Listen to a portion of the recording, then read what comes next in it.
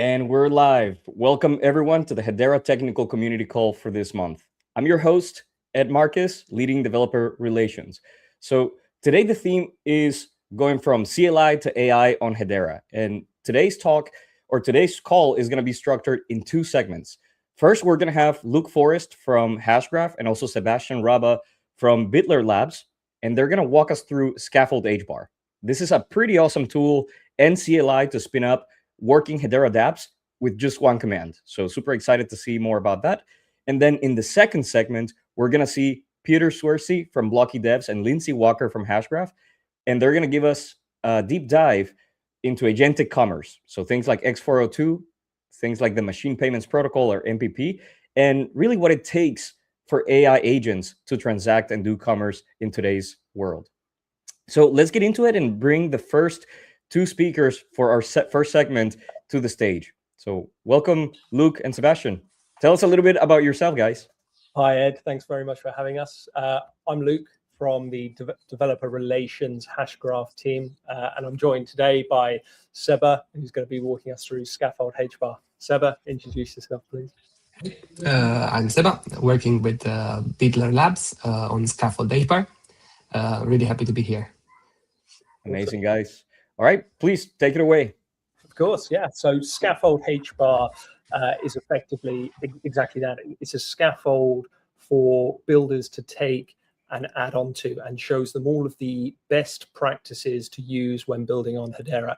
And that could be anything from creating HTS fungible tokens, using NFTs, DeFi swapping as well. And Seba has put together an incredible demonstration for us and will show you how to get started using Scaffold HBAR. So let's kick it off.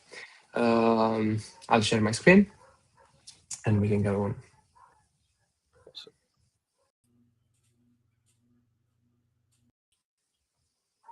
Okay, I think it should be visible now. Great stuff. Should I go on? The screen is visible? Yep, we can see.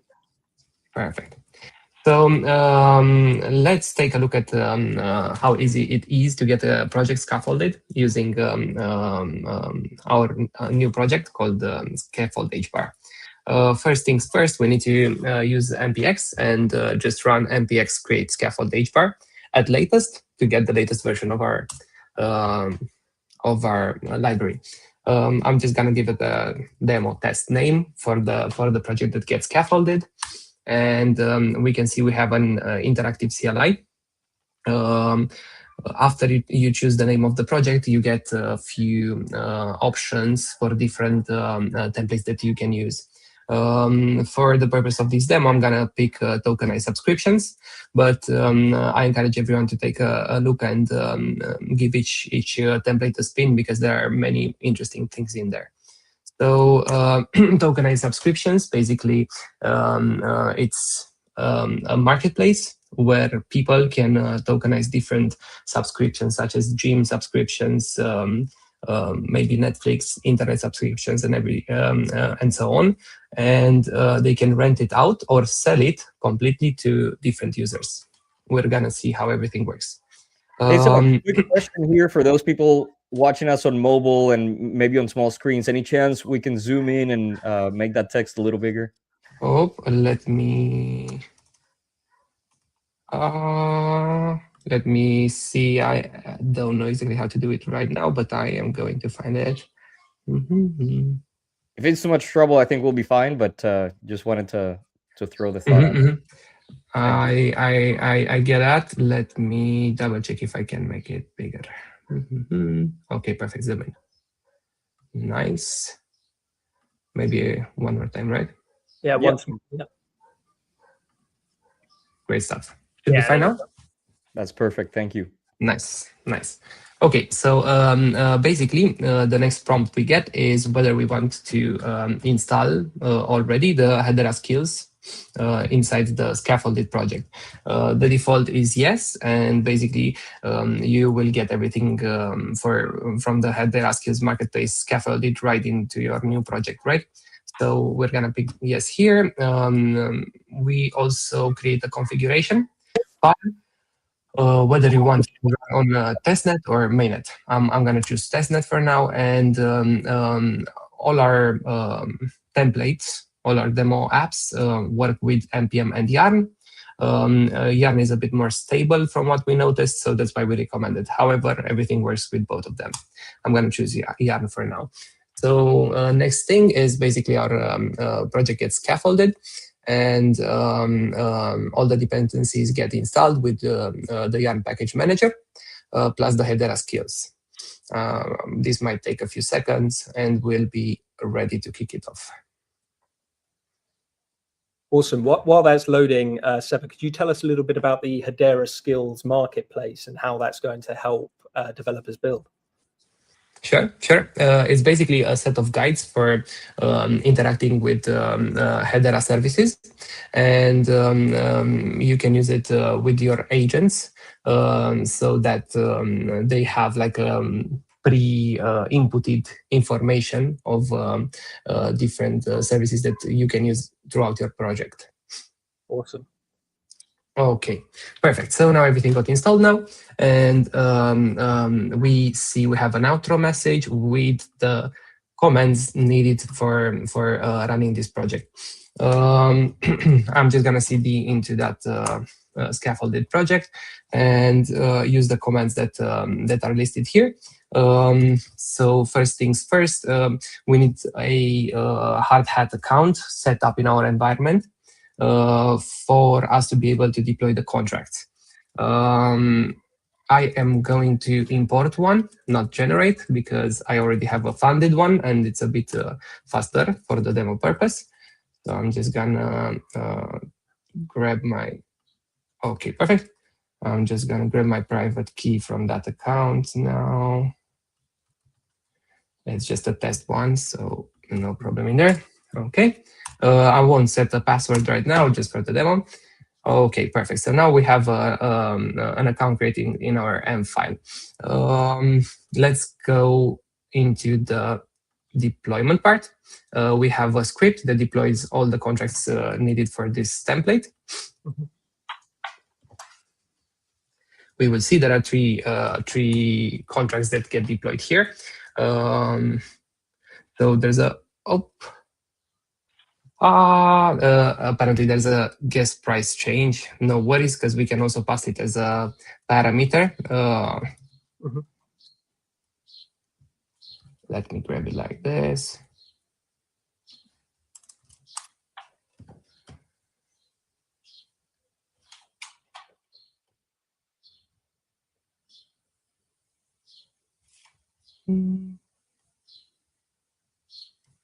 Okay, I'm just gonna open it. Sorry for that. I tried the demo a couple of hours ago. Everything was fine, but guest price changed.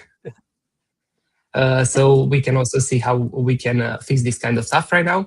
Okay, so something else. Basically, the project that gets provisioned has a couple of packages. There's a hard hat one for the contracts, and there's a Next.js one for UI.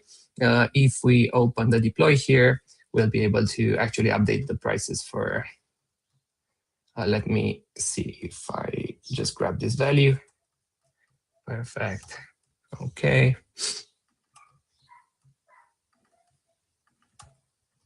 Great. I think you need to save the first part. Yeah, there we go. Yeah, yeah, perfect. Great stuff. Sorry for that. Let's go into the deploy once again. Okay, no password.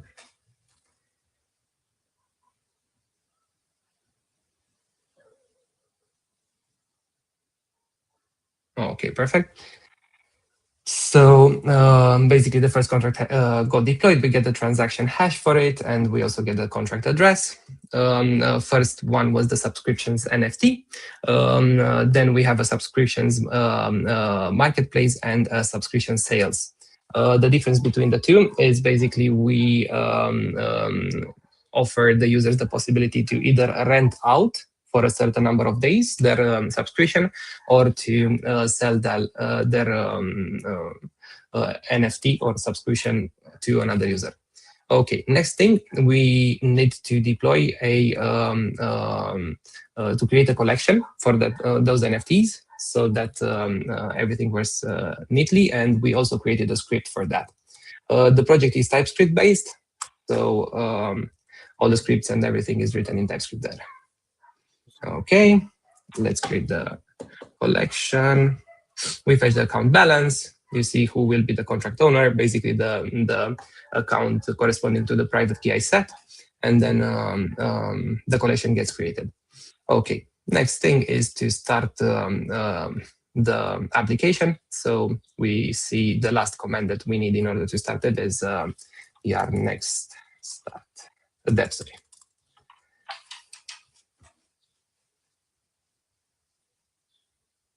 Cool, application is up. Let's. I'm just gonna fetch Chrome here and open the localhost 3000 where our application runs.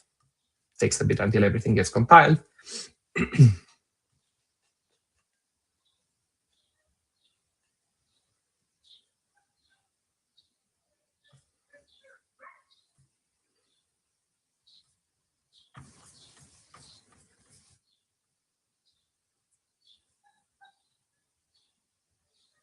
A bit longer than usually. Sorry for that. Okay, all good. So we're up. I had the wallet connected before and forgot to clean up my local storage. But let's pick up a new wallet. Okay, just a random one from the test set I have in my MetaMask account. First things, we need to mint a subscription for other users to be able to interact with it. So we can go to the mint page and I don't know, let's say, okay, Planet Fitness, maybe it's fitness. It's basically a gym subscription, right? We have a premium tier for this one. Premium, okay. We give royalties for, not we, but the marketplace contract gives royalties for the person that sells the NFT, but also the provider itself. It's an incentive for people to use, for providers like subscription providers to use this kind of application. So for every extra sale, the provider gets a royalty as well. I am going to let it to my wallet address, but if we want to, we can set it to another address. And let's say it starts maybe 10th of June 2026. It already started and it ends 10th of June 2027. Okay, this is the first subscription that we're creating here. We have to confirm the transaction.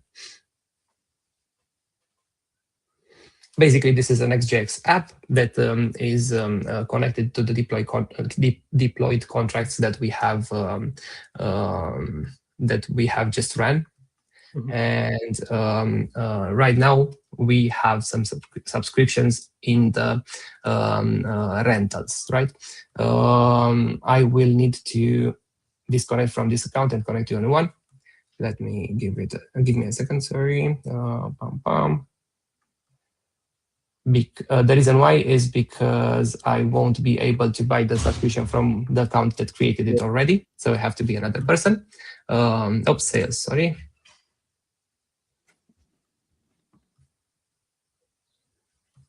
Oh. I think do we need to list it for sale on the other accounts?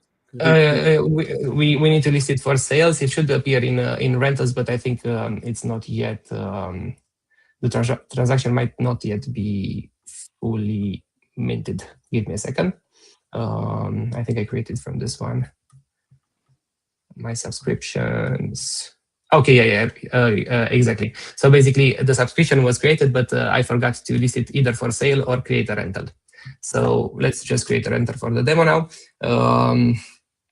Start date is always tomorrow. Basically, the smallest date that you can set is from tomorrow on. Let's say we go on holiday for a month from the 10th of July, for example, this year. And we'll be back on the 10th of August, also this year. So basically, for this use case, we can rent out our subscription to different users. There is a price that you can set for each day of rental. Let's leave it at 1 HBAR.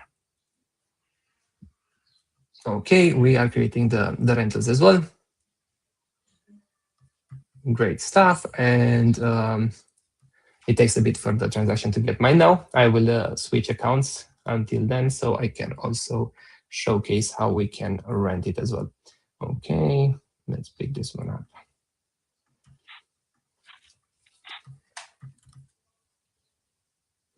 Okay, now the rental is visible, and we can go into the details page. Great, and we can set a number of days. Let's say I want to get it for 5 days from the 20th, or let's leave it in the 10th of July. Perfect. So we can book it then. Confirm.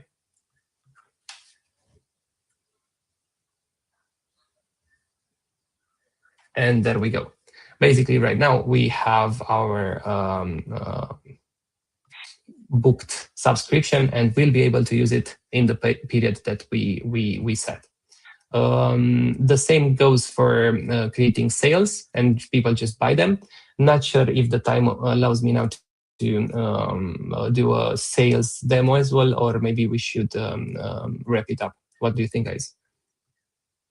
Yeah, let's do a sales demo. Perfect. Okay, so I will mint another NFT from this account, so I don't switch accounts anymore. And let's go for, or actually, let me. I think it's quicker if I switch the account and go back to the one that has the subscription. Okay, and my subscription, and we can list it for sale. Okay, it has already future bookings, and you can either sell it with the you cannot basically sell it if people had already rented it out. So let's create a new one. Okay, this will be Netflix, for example, premium as well. I want to give up my Netflix account, don't want to watch it anymore, let's say, and this is for a month, for example, 2026 to 10th of September 2026. Perfect.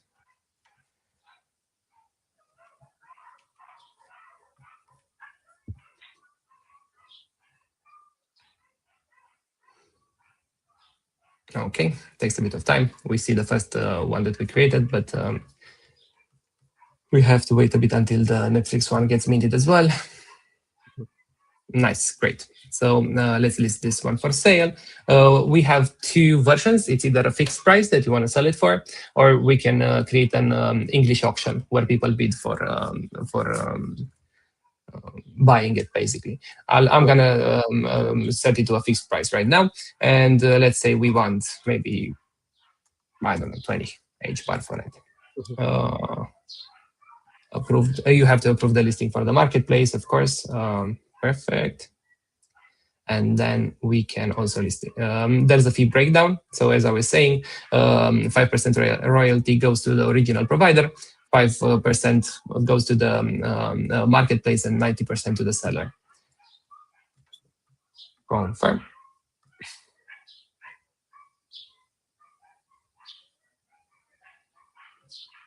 Okay.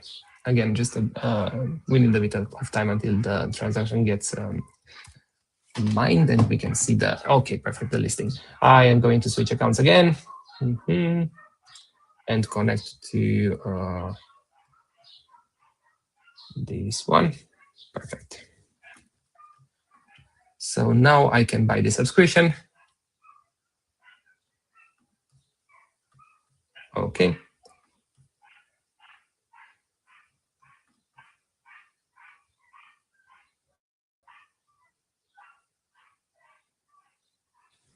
Great stuff. And again, we have to wait a bit. So we have the bookings that we have just booked from this account. We can cancel it as well. We can mint new subscriptions. There's a rentals page, sales page, and basically we should have the my subscription that we just bought here. I think that's it for the demo of this app. Thank you very much, and I am open to any Q&A if we have any questions. Yes, Seba, thank you so much. And Luke, that was an awesome demo and example of one of those templates that comes with Scaffold HBAR. I do have a couple of comments and some questions that are coming through the chat. And so the first thing I do want to say is I love the template because it connects with that promise of blockchain and what it enables, right? True ownership of something like a subscription or a membership. And then here you've illustrated how to create those marketplaces so peers can create either secondary markets or exchange things peer to peer, which adds insane value to this thing, to the ownership of subscriptions. And then the other interesting part is just weeks ago, I was talking to a few friends and colleagues about doing something like this for AI tokens. When you think about your subscriptions and the tokens that you have left after some time, imagine if you could do something like renting them or selling them to someone else. So very cool that you have created an example and a template to show people how they can start thinking about this and implementing something like this. So the first question that we have is coming from Henry. So perhaps an opportunity to provide more context here, but he's saying, so this is like the usual Scaffold ETH plus connectors to Hedera, and then starters related to Hedera tools. So if you could give us more context, is this the right way to think about it? Is this like a create next app or like a Scaffold ETH? Yeah, should I go on, Luke? Is it fine? Yeah, please. Yeah, feel free. Okay, perfect. So, definitely that's where it. I think that's where the idea also originated from. To have like a starter, like a tool that you can use and see. Okay, I want to pick up building on Hedera, right? What can I do? What is the best practices? What are the possibilities? What does Hedera support, and so on and so forth. That's exactly what we thought about, and it basically works exactly like Scaffold ETH or even npm create npx to create React app or other tools that we can think of. It has connectors to Hedera, yeah, exactly. And depending on the template, right now we chose a template that uses smart contracts deployed on the EVM supported version of Hedera. But you can also connect to native services. We have other templates. There's a native Hedera demo as well among the templates that basically use HSC, HTS, and all other Hedera native services. Excellent. When you were discussing what's in the box, what's in the Scaffold HBAR, I think you mentioned some things like skills and other AI helpers. So can you tell us how those things fit into the workflow and perhaps some of the things that they facilitate for developers working with a Scaffold HBAR? Yeah, of course. So we have the Hedera skills repo, and this was something that was built once Claude skills and Claude plugins came into effect. And what we found is by plugging in specific Hedera skills for Claude makes it so much more effective in how it builds. And by plugging it into the Scaffold HBAR, as we say, it's fully open source. People can take that, make it their own. By having the Hedera MCP already connected, it allows you to take the Scaffold HBAR and use it as a scaffold and build on from that to make these tools your own to help you succeed and help you build and flesh out those ideas. Amazing. And so you mentioned this is open source. So let's say somebody starts working with Scaffold HBAR, they build a great template that they're proud of and that they want to share with the rest of the community. Can you walk us through or tell us how they can go about doing that? How can they go about sharing a template with the community? Yeah. Seba, would you like to sure. Yeah, sure. I can pick it up. So basically, we also support scaffolding external templates. We have a repository that people can take a look at. It's Scaffold HBAR, and basically they just need to respect the structure for the CLI to work with it. But the only thing you need to do is pass in the ---- template flag, and you can pass in any of the templates that you are actually building yourself. So we support scaffolding different projects with external templates as well. Excellent. That's really great to hear. All right, folks. So that's how you stand up a Hedera app really fast with a single command. Remember, Scaffold HBAR, give that a try. And then, Seba, I do want to ask you about X402 and perhaps a template. What are the plans when it comes to X402? Sure. There is one that we have already in works. Basically, at the one that we started working on is leveraging X402 for payments, for access to different online assets, public assets like videos, photos, anything that can be stored in a file bucket. The way it works right now is basically we have a connector and a contract that can receive payments with the X402 protocol for downloading these assets that can be set either as private or as public. If they're public, you don't have to pay for them, but for private, you have to set a price. Hopefully, by the end of this week, we will have that live as well. That sounds amazing. All right. Seba, thank you so much. Luke, thank you so much for this great overview and example. And so with that in mind and that context of X402 fresh in our minds, let's transition to the next topic or the next segment, which is going to be Agentic Commerce with X402 and the Machine Payments Protocol. So for that, let's welcome to the stage Lindsay Walker and Piotr Swierzy from BlockyDevs. Lindsay, Peter, how are you guys? Good. How are you doing today? Doing great, enjoying some soccer with the World Cup. So we know that's ongoing. All right, so Lindsay, Peter, if you could please introduce yourselves and give us a little bit of insights into what you do day to day. I can start. Yeah, my name is Lindsay Walker. I am the product manager for an incubator we have here at Hedera called AI Studio. And AI Studio has been around for a little bit over a year. The first thing we created, mostly Peter's team there, was the Hedera Agent Kit. And what we've been focusing on for the past few months is agentic commerce. So we've been thinking about this future where we have, instead of humans going online, clicking and purchasing things, we have a new sort of structure to a future economy that is made up of AI agents. So that means we need to start thinking about how are we going to enable AI agents to discover different products, understand what it is that they need to use and do, maybe even talk with other AI agents in order to do this commercial transaction. And most importantly, how can we safely and securely enable AI agents to make payments in order to act on their own? So that might look like, how do they make payments to access an API? Right now, a human has to sign up for a subscription, and then you can hit an endpoint. It doesn't work that way with AI agents. They might want to use an API call once and they're not human, so they can't sign up for an account.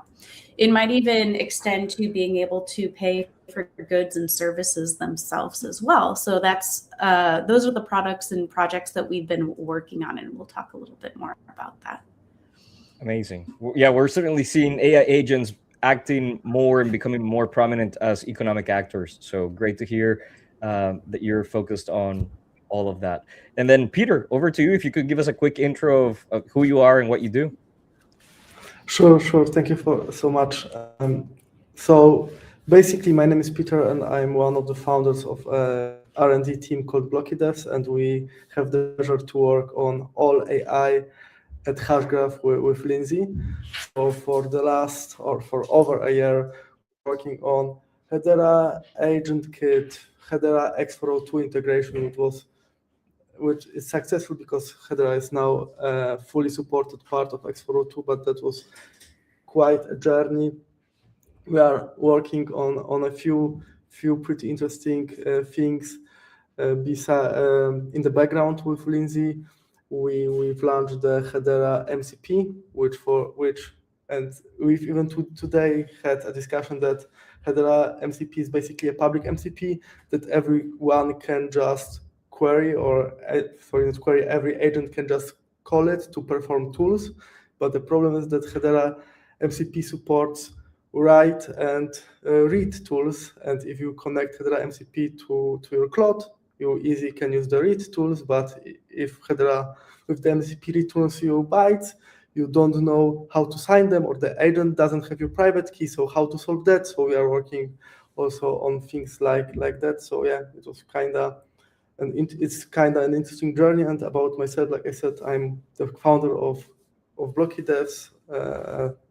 I have a technical background, and yeah, I'm happy to work with Hedera for the past 5 years, I think now. Excellent. Great to have you on board and to have you with us today. So I understand that you're going to give us a deep dive into some of the agentic tooling that is available, perhaps with focus on X402, what it is, how it works, and how it enables that agentic commerce. So I'll let you jump into the deep dive. Please take it away. Thank you so much. Why don't I start with a high level too of what is X402 and what is MPP? So essentially, these are two protocols that make it really easy for agents to do transactions and make it easy for any merchant, so anybody who wants to accept transactions, to be able to accept them from an AI agent. So instead of having that model where a human would have to sign up for a subscription and authenticate who they are, these two protocols make it really easy for for any merchant. So you could be an API provider, you could be, selling World Cup soccer balls, whatever it is, to accept an agentic payment in this new world where we don't have an AI agent that's a human that has a bank account that has these things. And crypto is really great for doing this. Now, X402 makes it really easy. Essentially, all a merchant has to do is connect to this middleman called an X402 facilitator, which BlockyDevs is hosting one for Hedera. And it sends out the request. It says, hey, here's what I need in order for this agent to access it. The facilitator does everything in the middle. It worries about settling everything on the blockchain. All you have to say is, hey, I accept HBAR, or I accept USDC on Hedera. The X402 facilitator takes care of that. It talks with the person or the agent that is trying to access it. And then it'll send a message back to the facility or to the merchant and says, hey, they paid. Here's the evidence. You should let them have access. MPP is sort of an extension, but it does it a little differently. There's some small details that are different. So MPP allows not only crypto, which is what X402 is focused on. Theoretically, X402 could accept other payments. But MPP is a way to enable merchants to be able to access funds as well. There isn't that nice handy dandy middleman though that is handling sort of the transaction in the middle. The nice thing about MPP is it is sent over HTTP headers. So you don't have to do anything special or out of there. It's a little bit more generic. It's easier to do than X402 is, but there is no middleman doing that for you. So an MPP server either can accept transactions from somebody who's already said, hey, I've bundled it up for you. Here's the proof and here's the payment. Or they have to do a little bit more work than they would in X402 and say, hey, this is what we want for the payment. And they have to be able to validate that the payment was done and that sort of thing. So they're both ways. There's nuanced differences. X402 is really easy, generally crypto. We have a facilitator. MPP is also an easy way to do it. But the payment method kind of has to handle a little bit of the back and forth and the dance of settlement and verification. Anything to add? No, I wouldn't add anything to that. I think you've covered that pretty broadly. So the important thing is that MPP and X402 are both really simple protocols. Like Ingi said, the problem 1 year ago when X402 was in the making was how can an agent pay for things without having access to a credit card and any money transfer tools.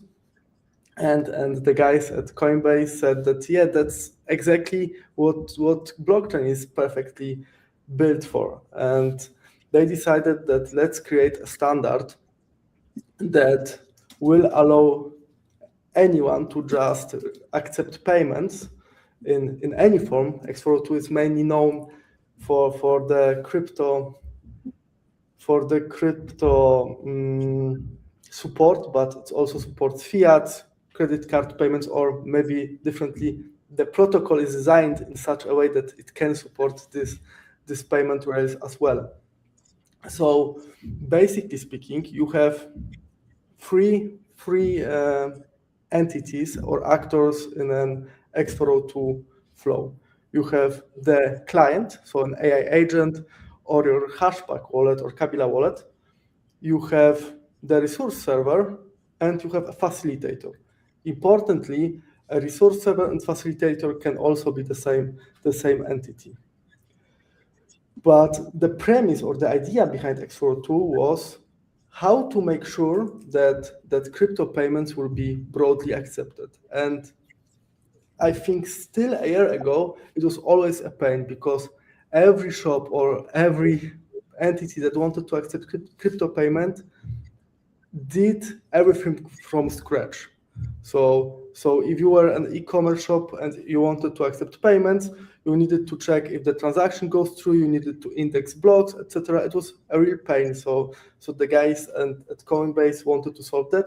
And that's why we have the facilitator, which basically abstracts all of the Web3 complexity away from a resource server. So how does the flow work in detail? So we have an agent, and let's assume I want to request the resource.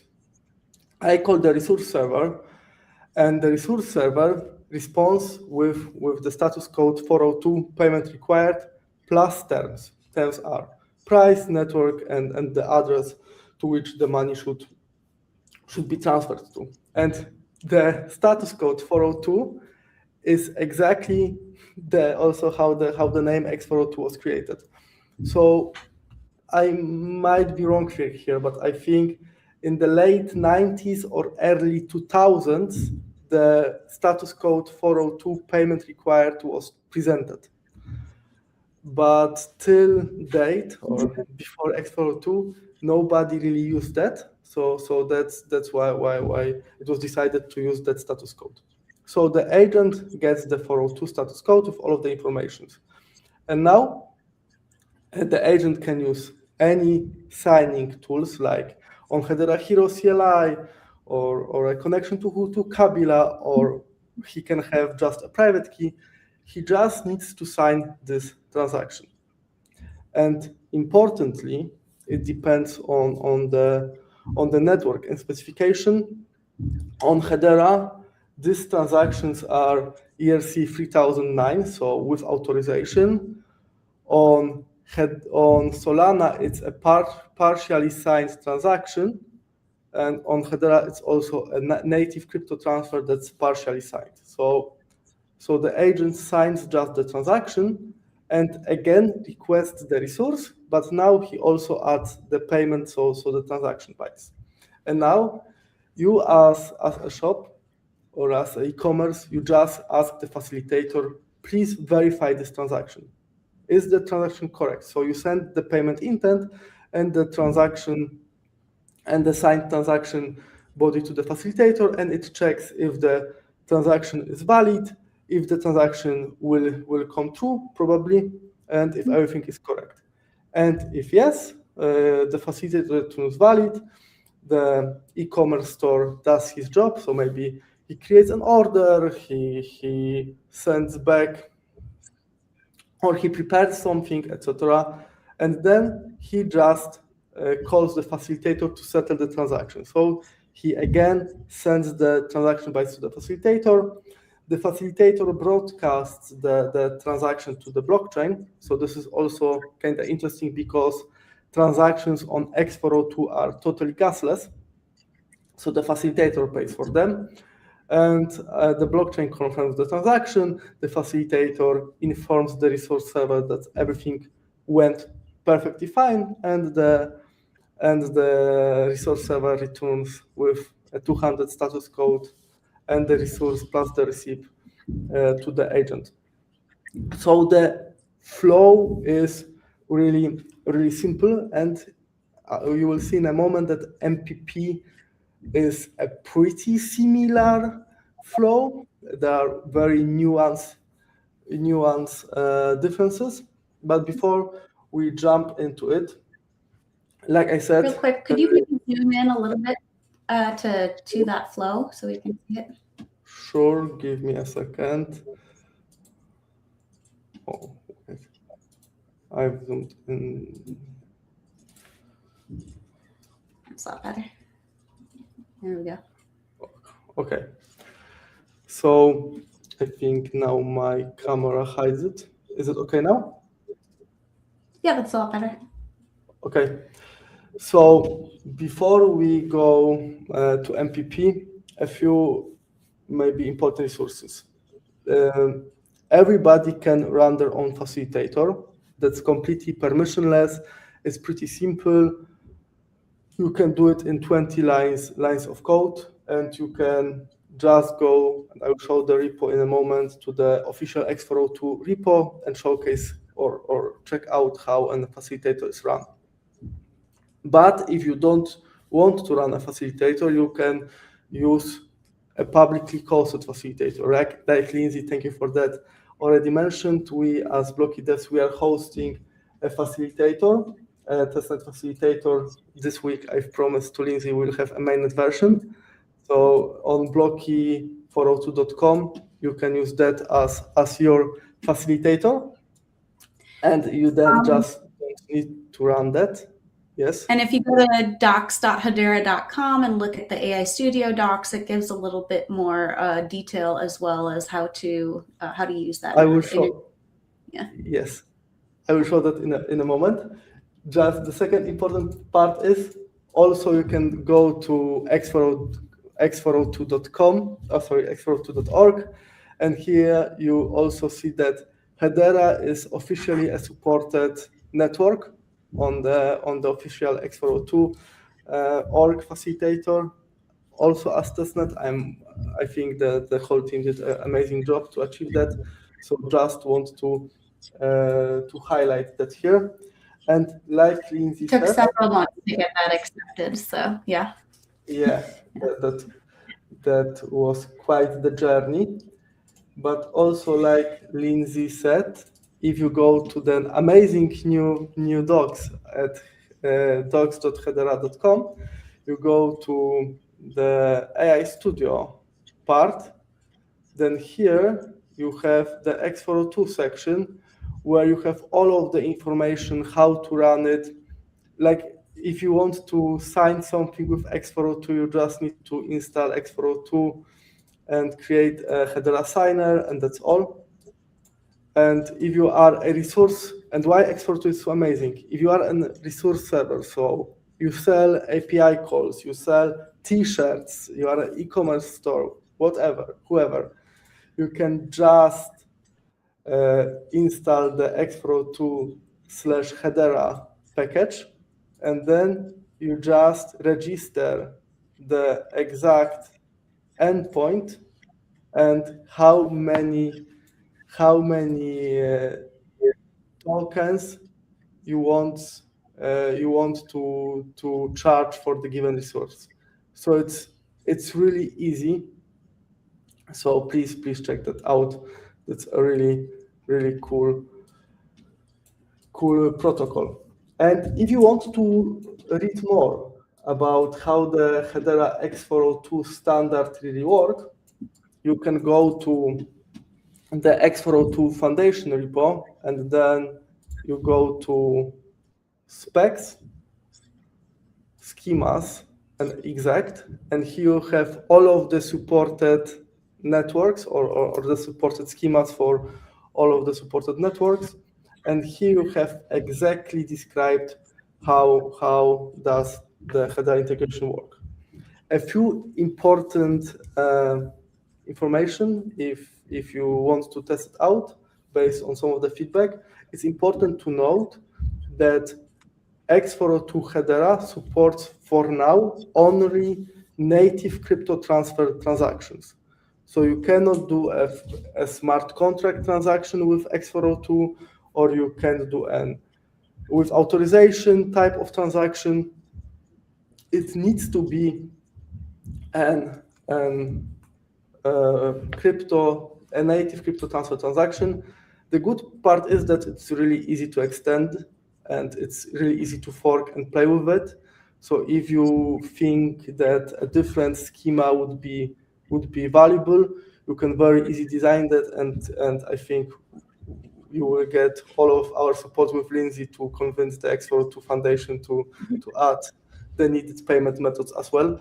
But it's a journey. Nevertheless, let's go to I was going to say, are we going to talk about our Agentic wallet project as well? We can. I'm not sure if we're allowed to, but if you say we can, then sure. Why not? Do you have something to cover for MPP first? Yes, I have a very fast. I will be pretty fast here. Like I said, MPP is also pretty similar. I think they could have some inspirations based on X402, but basically speaking, with MPP, you also get resource. The MPP resource server returns you also 402 payment required. Like we said, it was a status code established before. And then in the headers, you get the payment ID, method, intent, amount, currency, and when it expires. And then on the client, you pick the payment method, and you also need to use the payment method specified credentials. So for example, for crypto, you will just sign a transaction, and then you also call again the resource endpoint with the payment intent or the payment proof. Here, the resource server verifies and settles the credentials, so it's a bit more work on the resource server than on X402. But like I said, on X402, you can, as a resource server, you can also be your own facilitator, so it will look pretty similar. And then you return, like in X402, the 200 status code.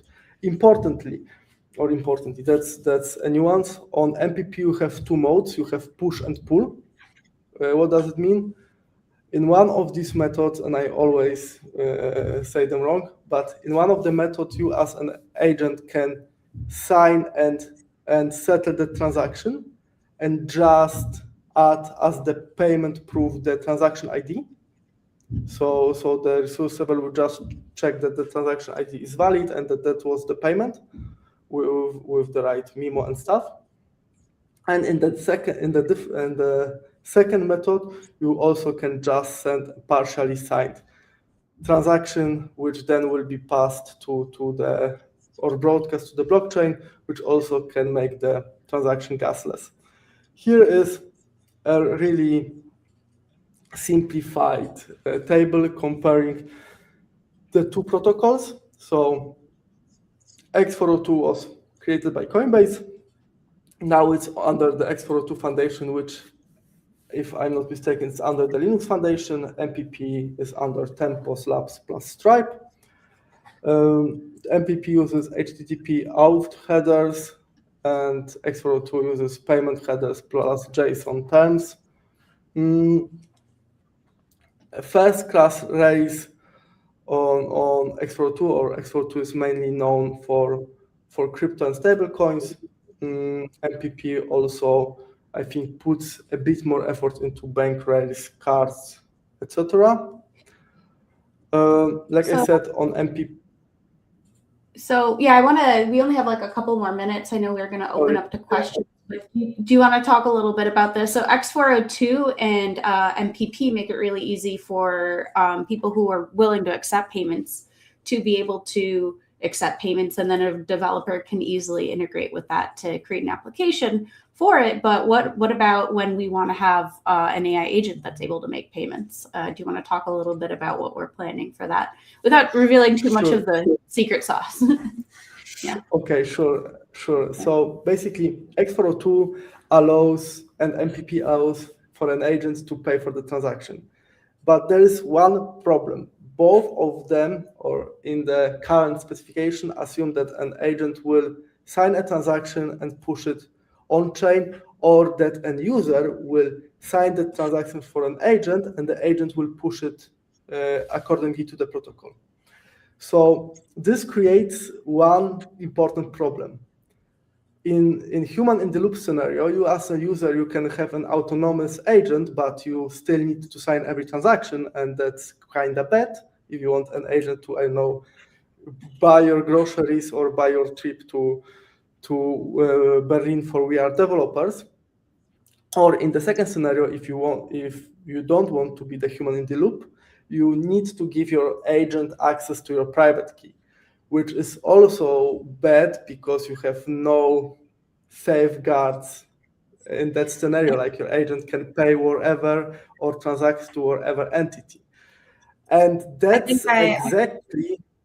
Yeah, I think I read an article about somebody who gave their OpenClaw, their credit card, and even though they gave them some instructions like only spend this much money, the OpenClaw is like, well, this is a great investment opportunity. I'm going to make you money, so let's go with it. Yes, and that's a huge risk. And I also never let my agent go without any overview. So that's exactly what we plan to solve. I don't know, Lindsay, if you want to say something more or to add a bit more context. So it's pretty easy. There's a lot of people out there coming up with ways to although they're not very smooth, I've been trying quite a few different agent wallets out to enable an agent to make payments, but they still sort of have that flow where you approve the transaction, it waits for a prompt for you, that sort of thing. What we want to do is create something where people we're going to start on the Hedera network, and then we can kind of work with our wallet so it works with MPP and X402 and whatever it is that other people want to accept. But make it possible for that AI agent to act autonomously. But we have the Hedera network, which has a really great way of creating sort of an audit trail.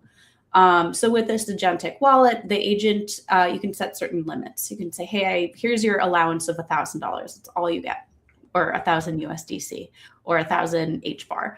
We also are going to put other limits on there. Maybe we want to have a per transaction rule, or maybe we want to have a per day rule, a way that we can kind of check, control, and make sure that the keys never leave your keychain, ledger, or wherever it is you choose to custody them. So we're creating a way where we have a regulated AI agent that can make payments within your rules. And you're not just giving it a prompt to make those rules. It is a deterministic layer. And we're going to call that like the Agentic payments wallet. And that's something that's being cooked up right now. And there's lots of fun challenges as we're going through and trying to think about how to build this thing. Lindsay, Peter, that sounds like a very exciting project. I mean, I saw comments coming in from the community where they wanted to hear more about it. And so glad that you were able to share a little bit about that with us. And I think it's going to be an exciting future where you can actually have that discrete layer and those guardrails for your agent to be able to participate in commerce, as opposed to just giving a prompt and then finding out that the agent overspent, and then they come back and say, oh, sorry, I know you told me, but I'm sorry, it won't happen again. And at that point, it's too late. So I do want to open up the floor for questions. We are receiving a few comments and questions here that we'll dive into in just a second. But I love how you opened the segment talking about crypto as internet native value. And so Peter, I think, made this point that is very well known in our industry, but agents cannot have a bank account, but they can certainly have a Hedera account with some HBAR for those value exchanges. And so that ability to exchange value with low friction, I think, is a key enabler for this participation in commerce that we're seeing for agents that has exploded in the past few years. So great to see all these technologies and great work that you and the team is doing. Peter, quick point. I do need that markdown file where you were comparing X402 with MPP so that we can make that available to the community. I'm sure there's going to be a lot of interested folks that want to get their hands on that markdown file that you have there. Sure. So with that in mind, I do want to jump into the first question, which is, what has to be true for an agent to be a consumer, not just a helper, but an actual consumer, right? Because there are some possible challenges around regulations, around sandboxing and guardrails, perhaps onboarding merchants. And so if you could walk us through what needs to happen to make this a reality, I think that would be helpful. So Lindsay, I will start, and I know that we can have a discussion even regarding the definition, because it really depends what you understand as a consumer. Should the agent be a consumer by itself? So an agent wants to buy something and just buys something, or does the agent always act for the given entity?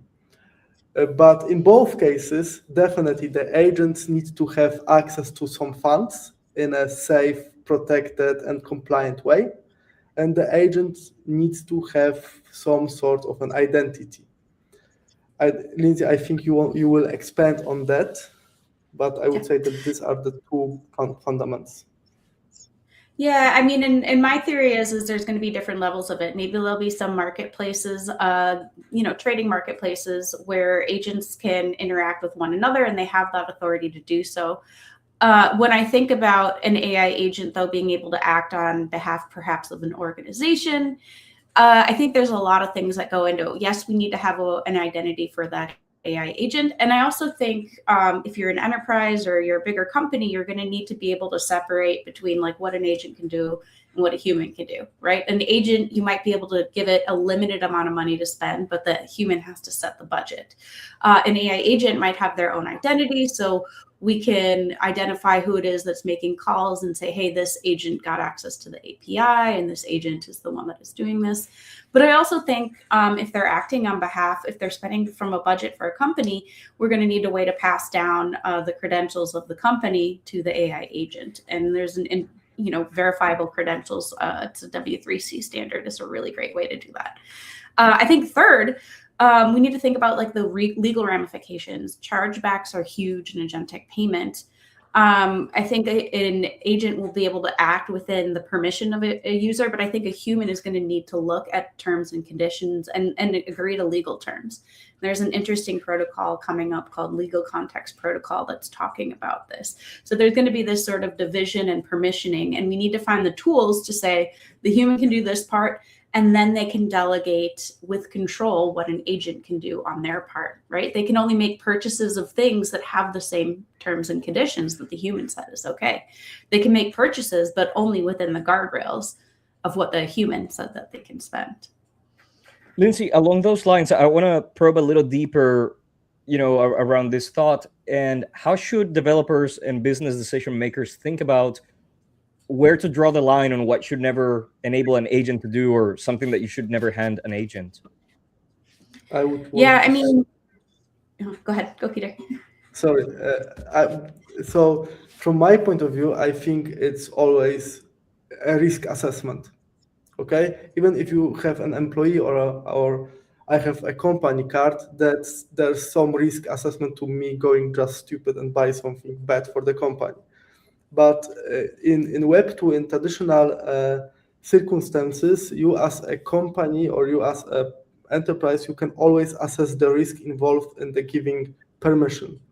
And I would say that it's not that you have aligned that an agent will never be allowed to do that or that.